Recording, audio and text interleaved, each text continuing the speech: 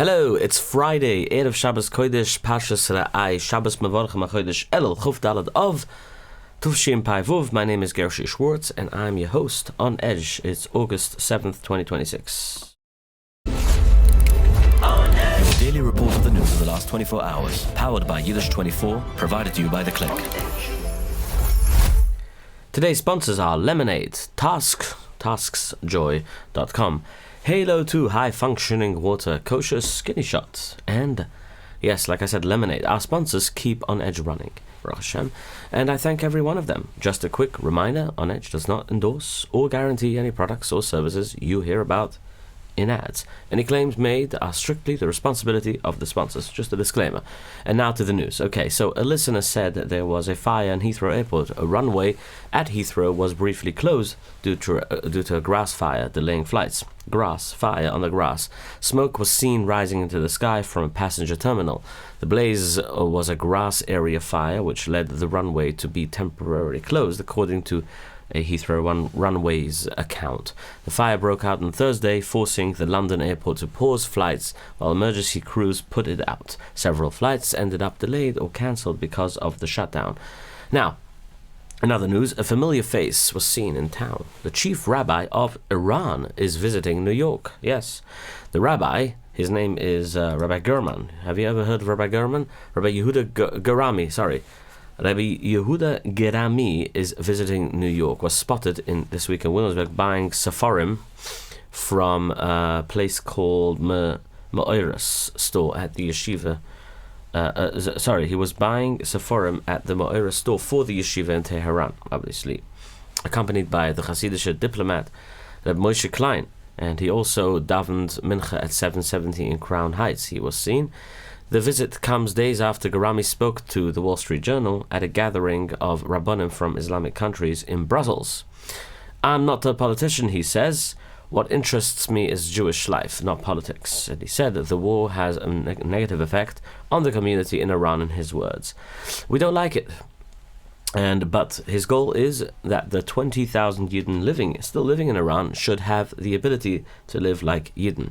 The community keeps about 60 shuls running across Tehran, Shiraz, and Isfahan. Yep, that is him. All right, Lemonade. Let's talk about Lemonade. So basically, Lemonade is your supermarket in the Catskills. You can stop by there if you need to buy something for the Kuvot Shabbos Kodesh. Stop by now. You can call them free delivery within the Catskills, 845-218-1244. Again, the number is 845-218-1244, lemonadesupermarket.com. You can make your orders by ordering at lemonadesupermarket.com. All right, that's Lemonade. Senate Republicans voted on Thursday to hold Dr. Anthony Fauci in contempt of Congress. Do you remember? We reported last week about his 100 times. Yeah. So the Homeland Security Committee voted. The vote was 8-5 along party lines after Fauci refused to answer questions, at least last week's hearing on the origins of COVID, pleading the fifth more than 100 times. Committee Chairman Rand Paul plans to send the contempt referral straight to the Justice Department and asked Thursday night whether they should prosecute. President Trump said, well, they prosecuted Peter Navarro and Stephen Bannon, two very decent people, so maybe they should. 161 days into the war now, with Iran and the Strait of Hormuz deal everyone expected yesterday still has not been announced. Iran and Oman say that they have now agreed on the exact route ships will take through the strait, and the joint statement is in its final drafting. But Iran added its conditions. Tehran says the strait does not reopen until America lifts its naval blockade on Iran, obviously, on Iranian ports, and the reports say that Iran's draft would block American and Israeli ships from passing, something Washington immediately rejected. Overnight, a top Iranian general dug in deeper, saying Iran will never allow second shipping corridor and warning that American ships will face casualties if the blockade continues. President Trump asked Thursday if a deal was reached, waved the whole thing off, and he said it's sort of open right now and we control it, he says. And on the war itself, he says, I think it's going to be pretty soon. I don't think that can go much longer. And here is what the blockade is doing to Iran. The Financial Times reports that no tankers have loaded at Karg Island, Iran's main oil export terminal. We spoke about this many times, right? About for a week. Satellite pictures show the loading docks sitting empty. Iran is still collecting money from oil it shipped out before the blockade, but those cargoes are running out. And instead of filling its storage tanks, Iran is now cutting its own oil production because the tanks are full and nothing can leave. Tehran answered with an insult. The Speaker of Iran's parliament accused Trump of theater diplomacy. And the strait is only half the fight. The other half is Iran's nuclear program, and one mountain in particular. South of Natan's nuclear site, Iran has spent years digging a fortress into a mountain. The Americans call it the Pickaxe Mountain. It is buried deeper than Fordo, the site America bombed last summer, maybe too deep for any bomb to reach. Inspectors have never been allowed inside. Nobody outside Iran knows for sure what is in there. Now, and satellite pictures show Iran is still digging and reinforcing it right now, even though the ceasefire deal Iran signed in June says the nuclear work stops. Trump said a few weeks ago, word for word, "We're going to take out Pickaxe Mountain. Tell the Iranians to get ready. Tell them we're coming, and there is nothing they can do about it." And he says no final deal gets signed unless inspectors walk through those tunnels first. The Pentagon is rewriting America's plan for how it would fight a nuclear war. And now the plan was built around the giant bombs, the kind that wipe out an entire city. Those bombs are so terrible that enemies don't really believe America would ever press the button, and that makes the threat weaker, obviously. So the new plan adds small nuclear bombs made to destroy an army base or a group of tanks, not a city. The thinking is, if the enemy believes America would actually use one, they'll be more afraid to start up with them. Critics warn the opposite. Once a nuclear bomb is small enough to use, someone will use it, and a small one leads to a big one. The plan is being written for a possible war with China or Russia. Meanwhile, the White House is hunting for a leaker, and the Justice Department is now on the case. The Washington Post reported that President Trump confronted War Secretary Pete Hegseth at Camp David, demanding to know why he was misled about how empty America's missile stockpiles have become from the war. Now, from this war, obviously, the White House calls that report 100% fake news, and Trump posted he is extremely happy with Hegseth, and the anger is aimed at the leakers. Trump ordered the Justice Department to find whoever leaked the stockpile numbers. He calls them treasonous and promises long jail sentences. On the stockpiles themselves, in his words, we have certain types of munitions that are very powerful, and we have an unlimited supply of, and we have others where it's a little bit tighter, and we are getting them. We're getting them in on a daily basis, he says. And he blamed the shortage partly on the Biden administration giving Ukraine ammunition free of charge.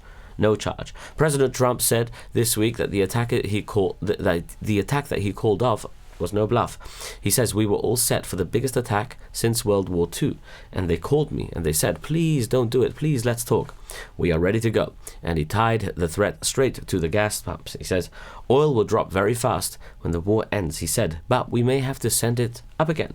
You know what happens when we send it up again? We hope we don't have to," he says. Listen to this. Dropping, and we may have to send it up again. We may have to, you know what happens when we send it up, but we hope we don't have to. But when that oil and gas... So gas is averaging about $4.09 a gallon now, a third since the war began. The Houthis hit a second Saudi oil tanker within hours yesterday. Now, after claiming this morning the morning strike on the tanker Wafa in northern Red Sea 2 days ago, the terror group says it hit a tanker called the Daisy with a ballistic missile in the Gulf of Aden, forcing it to turn around. A British maritime agency confirmed ships in both areas reported explosions with all the crews safe. Let me take a minute to explain this war because we keep mentioning it in passing. So, the Houthis are the group that rules most of Yemen, Saudi Arabia's neighbor, right, to the south, and they are armed and backed by Iran. For years, Saudi Arabia fought them and kept Yemen's ports and airports closed off, controlling what goes in and out of the country. 2 weeks ago, the Houthis flipped it around. They announced their own blockade on Saudi Arabia. Their words, blockade for blockade, an eye for an eye. You closed our ports for years, now we close your shipping. Since then, they have fired ballistic missiles at 8 Saudi oil tankers, and when the Saudis rerouted their ships north to get around them, the missiles followed north. And they also flew a drone into Saudi Arabian airport near the border and knocked out its radar, and the airport is still closed. And Saudi officials say 11 civilians, among them a child, were wounded in Thursday's attack on the Najran border area. Now, the group is attacking on the ground too. At least 58 Yemeni government soldiers were killed in Houthi attacks, and the deadliest fighting inside Yemen in over 3 years. A senior Saudi official says intelligence from Saudi Arabia, America and other countries show Iran's Revolutionary Guard directing the Houthis and the militias in Iraq to prepare coordinated attacks on Saudi Arabia itself from the south and the north at once. The targets, he said, enemy sites, ports and airports. The Saudis say that they watched the drones and missiles being moved. His warning, Saudi Arabia will not hesitate to take all necessary measures to deal with any aggression. But inside Iraq, the biggest militia leader is pulling the other way. Now, Hadi al-Amiri, the head of the Badr organization, Iraq's biggest Iran-backed militia, put out a video telling the militias to hold their fire over last month's Americans and Saudi Arabia strikes that killed more than 20 of their men. His words, bite the wound for the greater good of Iraq. Iraqi's army went on high alert in case they don't listen. Still, the Saudis are talking to the Houthis through messengers in Oman to stop the attacks and preparing military plans in case the talks fail. And the neighbors made it official this morning. Saudi Arabia, Turkey, and Pakistan signed a joint defense agreement today in Saudi Arabia, and they're calling it the Mecca Joint Defense Agreement. The treaty's words, any army attack against one of the three shall be regarded as an attack against them all. It's like a NATO kind of thing. Erdogan flew in to sign it with the Saudi Crown Prince and Pakistan's Prime Minister. Pakistan is the only Muslim country with nuclear weapons, and analysts say the deal effectively spreads Pakistan's nuclear umbrella over Saudi Arabia and as well Turkey. 8 years ago, Turkey and Saudi Arabia were bitter rivals. Today, they are on one defense pact, built against the threat from Iran and the Houthis. Iran answered within hours. A member of Iran's parliament posted, change your policies so you don't have to beg others for security. And this is all one family of trouble. While Iran negotiates over the Strait of Hormuz on one side of Arabia, now Iran's partner is squeezing the Red Sea on the other side. Between the two waterways sits most of the world's oil. Staying with Turkey, the same week it signed that pact, its foreign minister went after Israel. Hakan Fidan said Israel's attacks in Syria threaten the region. Gaza shows Netanyahu does not want peace, and Israel's actions in the West Bank are acts of terror. Israel's foreign minister Gideon Sa'ar answered this morning, what Minister Fidan wants is for Israel to stop protecting itself from threats to its security. This will not happen, he says. And he threw Turkey's record back. 5% of Syria occupied, a third of Cyprus for 50 years, and bombing the Kurds across two countries. Staying with Iran, and a report breaking this morning about the new supreme leader. Interesting report. Iran Wire, an opposition news outlet, reports that Moshe Khamenei may be on his deathbed. Two sources close to the president's own administration told the outlet that Moshe has not met a single cabinet member since February, and that the talk at the highest levels of regime is that he is extremely in critical condition and could pass away at any moment. One source said, in his words, we would not be surprised if we heard the news of his martyrdom very soon. Iran's new president admitted on state television that direct contact with the supreme leader is, in his words, very difficult. There is no official word from Iran. This is not confirmed yet. But here is what nobody argues about. Nobody has seen the man in 5 months, and there are questions whether his own president has either. Iran International, an opposition news channel, reports that President Masoud Pezeshkian was granted exactly one meeting with Moshe Khamenei after repeatedly demanding it and threatening to resign. Guards drove the president to a secret spot in Tehran and put him in the back seat of an ordinary car with blacked out windows, where a man introduced himself as the supreme leader was waiting. And now the car was so dark and the two men could not see each other, and the guards did not allow a handshake. The report says Pezeshkian later asked his own staff whether the voice in the dark was really Khamenei at all.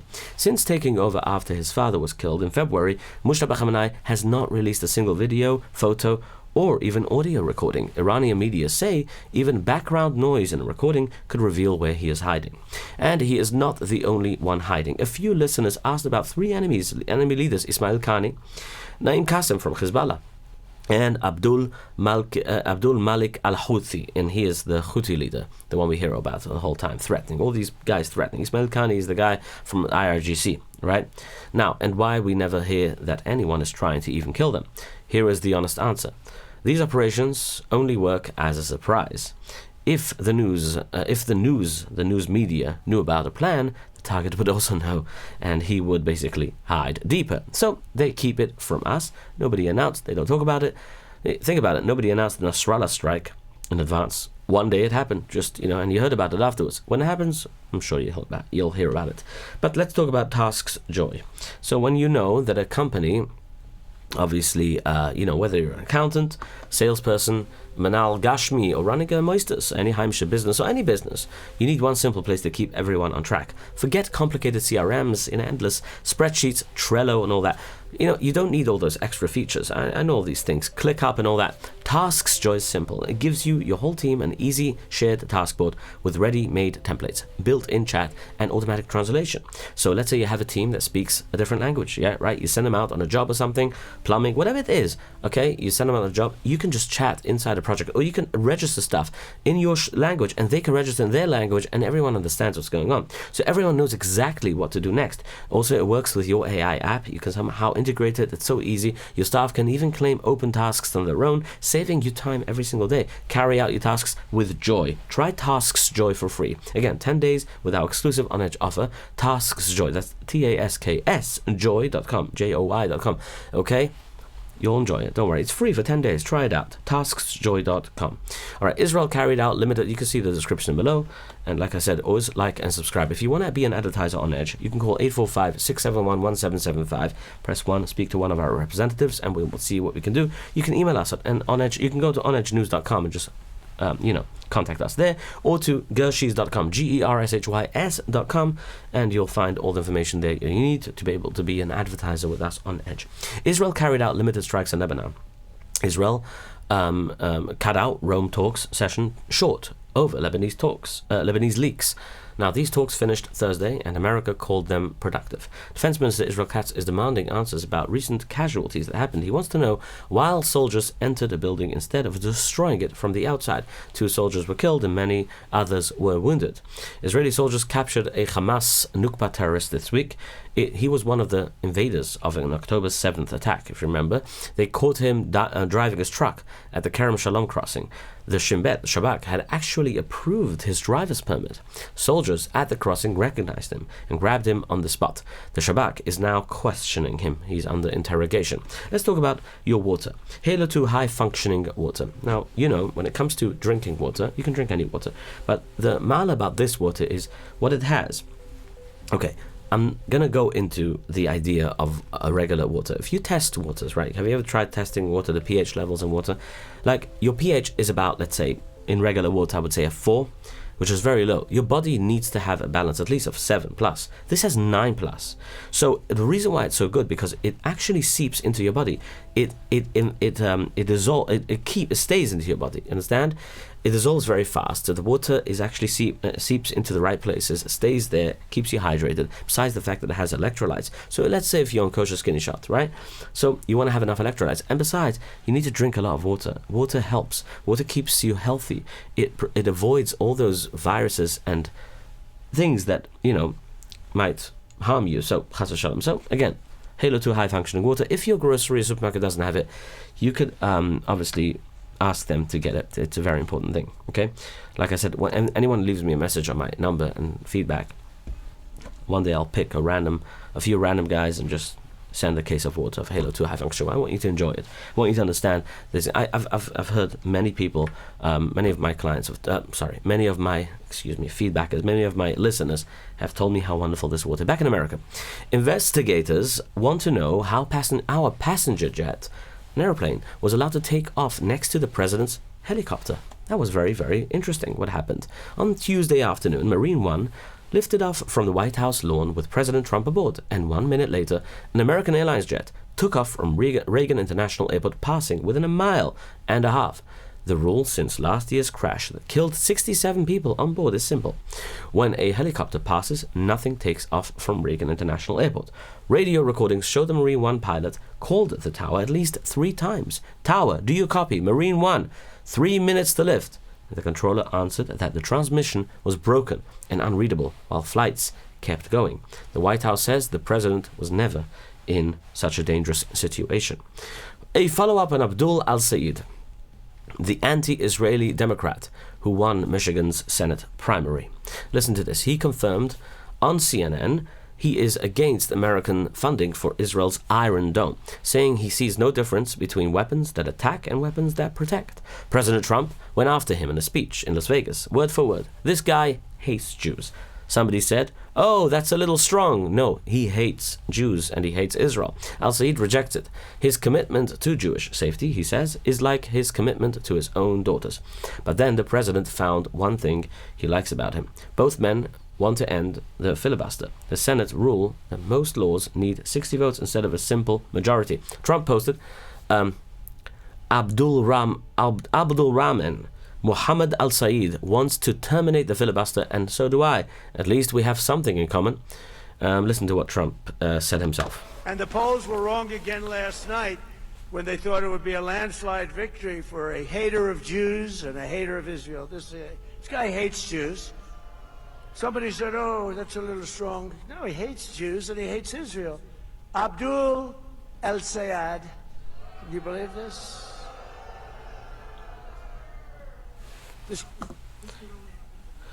A story 32 years in the making.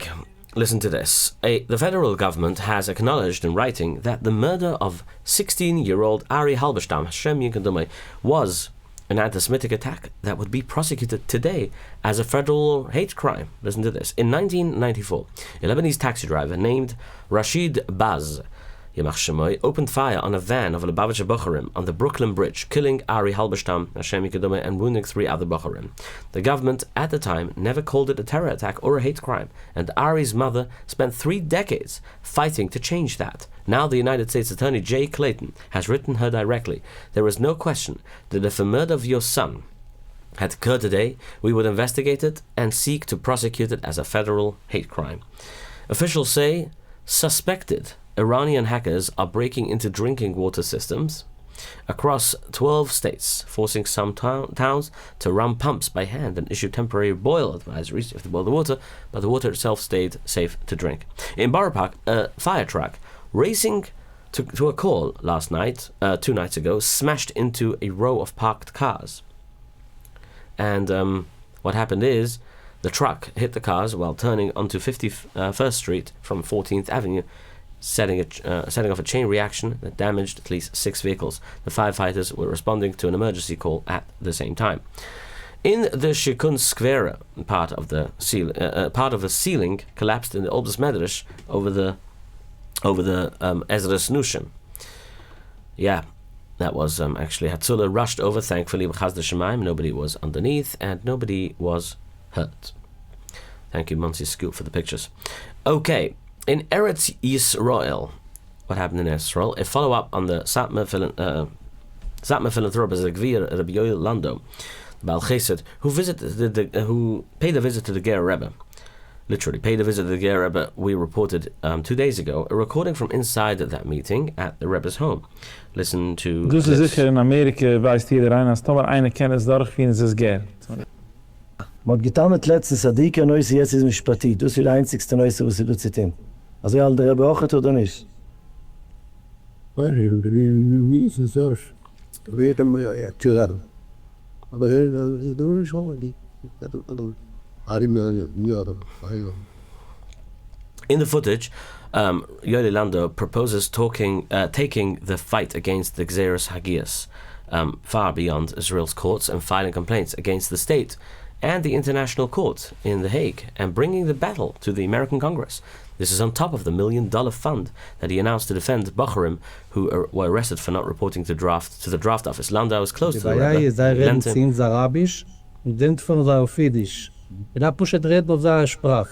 jede Sache mit Fira Milchuma, so wie die Arabers, so die entlaufen von den Kommunisten, also wie Lieberman, die Chevre, ziehen sich auf an du, also wie sich aufgeführt sie bei den entlaufen. Und jede Stadt. Ja. Anyway, Landau is close to the Rebbe. He lent him a private plane for his recent fundraising trip to America after the state cut the yeshiva budget. Kosher skinny shots. Okay, so now you understand that when it comes to the time you want to take the shots because you want to lose some weight. Why would you go alone? You don't want to go alone. You want advice. You want guidance, and the best guidance is with Kosher skinny shot. They guide you every step of the way, check all your risks. They have a doctor who examines you, makes sure that you are eligible, and obviously, once you're eligible, you take the shots and it will change your life. 845-456-8924. That's Kosher Skinny Shot. And if you mention On Edge when you call me on 845-671-1775, you press 5, leave your name and telephone number very clearly. By saying Kosher Skinny Shot on Edge, you might be able to win a free month with Kosher Skinny Shot. Okay, just mentioning, if you would like to advertise on Edge, you can go on to Gershys.com. That's GERSHYS.com, Gershys.com. You'll find there the option of advertising on Edge. One of the arrested Bachurim that fund is meant to defend is an American, a yeshiva Bachur from Baltimore. He learns in the Nebraska yeshiva in Yerushalayim and has been sitting in Nitzan prison in Ramallah for over 6 weeks, arrested in connection with the protests against the light rail construction in Yerushalayim. This Tuesday, workers from the American embassy came to visit him in prison after Reb Moshe David Niederman got American senators and congressmen involved. The Bachur told the embassy staff he was dragged out of bed without warning when he was arrested, and that for the first 72 hours he wasn't allowed even to put on tefillin. American authorities are now officially watching the case. Over to Ukraine. A follow-up on yesterday's attack on 2 days ago. Yesterday's, was it? I think yesterday's or 2 days ago. I don't remember when it was. Attack on Kiev. A toll stands at 17 killed and 14 wounded in the rescue. The rescue crews are still going through the rubble. Ukraine's Air Force stopped most of the drones that flew in that night, but not one of the 24 ballistic missiles, because the country has essentially run out of interceptor rockets for its American-made Patriot systems. America is not resupplying them because its own Patriot stockpile has been drained by the war with Iran. President Trump was asked on Thursday about Zelensky's plea for missiles, so he answered in a few words, "Well, we want missiles too." He also said, word for word, "I hate to see 25,000 young people a month get killed." His own claim that Russia and Ukraine together are losing 25,000 soldiers a month. And since Russia came up, a follow-up for the listeners who asked about the report that Russia and China helped Iran hit American soldiers and bases. Here is where the story stands. Back in March, American newspapers reported that Russia was passing Iran satellite pictures of American troops and ships and bases. CIA director told the senators Iran was asking Russia and China for intelligence help. Since then, 18 American soldiers have been killed in this war, 3 of them in missile strikes on air bases in Jordan. War Secretary Pete Hegseth was asked in the Senate straight out if Russia and China are helping Iran. His words, definitely adversary alignment. Details that are classified. President Trump said the opposite. Putin and Xi Jinping assured him personally on Truth Social, 2 major countries that people speak of often in terms of Iran are, in my opinion, not participating. If they did, it would be very bad for them, certainly not in their best interest. Then Zelensky came out with his own intelligence. Russian satellite photographed American bases in Bahrain, Jordan and Kuwait right before Iranian strikes, and again after, to check the damage. Trump's answer, "We'll find out if that's true. I'll ask Putin about it," he says. Well, that was a week and a half ago. No telephone call has been reported since to the media. And in Germany, a drone packed with explosives was found sitting next to a Ukrainian cargo plane. An airport worker spotted it near the runway at the Leipzig airport, a major European cargo hub, parked by a Ukrainian Antonov plane painted with the words "Be brave like Kherson." Now, police sent a robot to remove the detonator and shut the runway overnight. And the story got bigger. Thursday, German news outlets got hold of a confidential police report. It says that Ukrainian plane was loaded with military ammunition, flown in from France, and that the explosives strapped to the drone was military grade, Only a technical failure stopped it from going off. Around the same time that night, an unknown object hit a second cargo plane in the air nearby. That plane landed safely with minor damage. Reports are saying that Russia is testing NATO alliances to see if they will join the war.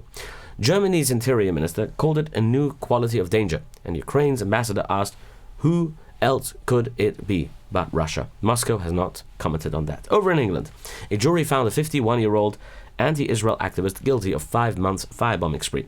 The Norwich woman attacked McDonald's, 2 Starbucks stores, and a building that houses the BBC's local office using homemade thermite, or a chemical that basically a chemical mix that burns hot enough to melt metal. Cameras caught her lighting the devices with ordinary sparklers like they use for fireworks, and she left anti-Israel posters at the scene. The jury found her guilty for criminal damage and making an explosive substance and cleared her of the heavier charge of trying to cause explosions. Now, a bomb exploded on a packed passenger minibus outside Damascus on Thursday afternoon.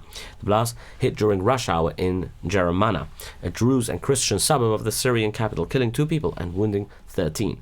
No terrorist group has claimed responsibility. In Thailand, a 14-year-old boy shot and killed his own grandparents at home and then went back to school outside Bangkok and opened fire again. At least 6 people were killed at the school, teachers and students among them, and the youngest victim was a 12-year-old. Now, more than 20 were wounded, several critically. The boy used his grandfather's legally registered handgun. When it was over, he killed himself. Nassau County executive here in New York, and the New York governor candidate who's running for New York governor, Bruce Blakeman, is calling for a public protest against Mayor Zohran Mamdani at the September 11th memorial.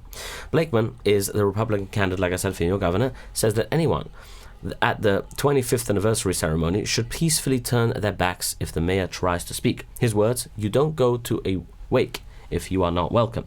He is not alone. The Catholic League is the largest civil rights group in America, sent Mamdani a 6-page letter asking him to stay away, and the family's petition has passed 77,000 signatures. Mamdani says he is coming anyway, days after being booed off the stage at a police event on Staten Island. And one strange story about the mayor's online army, the Jerusalem Post reports experts found dozens of fake bot pages online,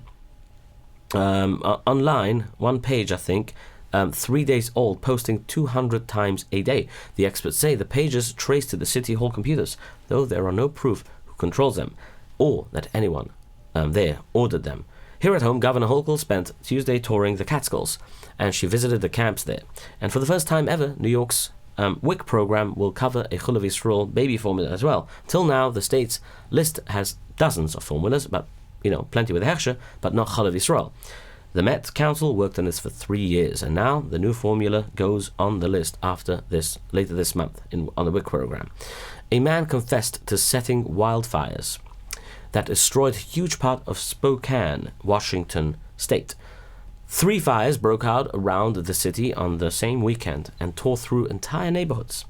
More than 800 buildings burned, most of them homes, and 60,000 people were forced to flee, some with minutes to grab what they could to save. A National Guard general who flew over the area said whole stretches of Spokane looked like a war zone. Block after block burned down to the foundations. The governor of Washington said the fires were heartbreaking enough, but learning that a man may have lit them on purpose makes it even far worse. Firefighters are still battling the flames 5 days later. It's terrible. Court papers show 37-year-old Aaron Farinacci admitted to a detective that he set the fire and that he was behind about 25 more fires over the past year. That confession added 4 more arson charges on the spot. The detective testified that Farinacci, whatever his name is, studied the weather to pick a day with high winds, low humidity, and high heat, and always carried cigarettes, so he'd have an excuse for the lighter and matches in his pocket. He was caught because a grandfather driving with his grandson spotted him kneeling by a tree line minutes before the smoke rose and flagged down the police. Farinacci already served 10 years in prison for killing his own father in Arizona. What a terrible thing this is. A judge doubled his bail to $2 million, calling him a danger to the community, while firefighters are still battling the flames he lit. What an awful story. An 8-year-old boy from Yerushalayim needed 2 emergency surgeries after swallowing a button battery. His family says he took the dead battery out of a drawing tablet and put it in his mouth, and it burnt his throat badly. Doctors at Hadassah hospital operated twice, and he's now recovering, Baruch Hashem. Time for some feedback. Hara Eiger, thank you so much for the call. And you know why it's important to say shkoyach, because that's what we do every day to Hashem. Hashem wants us to make this, this part of us saying thank you is basically a chusha v'zach. Anyway, he also left me a voicemail that he is desperate for water from Halo 2. And perhaps he will be the lucky winner of a case of Halo 2, you never know. Anyway, by the way, you don't have to call with feedback if you don't feel like it. I mean, you can just call and make yourself known. Or you could just say, hello. Hello. You don't need to give you social security, don't worry about it. He said that. Anyway, now the same caller brought up the words deja vu because I asked how you say it in Yiddish, anyway, in my Yiddish program. But by the way, most of you listen to me in English right now. I give this in Yiddish. Most of my listeners are in Yiddish. So, anyway, I don't know how to say it in Yiddish. I think lashon zan, maybe. Anyway, zol shon zayin, zol, maybe, no, shon gewen as a zach. Shon gewen as a zach, maybe that. Anyway, Shul Mekavalish, Koyach for your Chushav message, and to the Chushav Ingeman who left me a message to say thank you. I thank him as well. He also brought up how to pronounce Rambam and Rambam and then Ramban. So here, yeah, whatever. And, because after I mentioned the whole story with a statue being vandalized in Spain.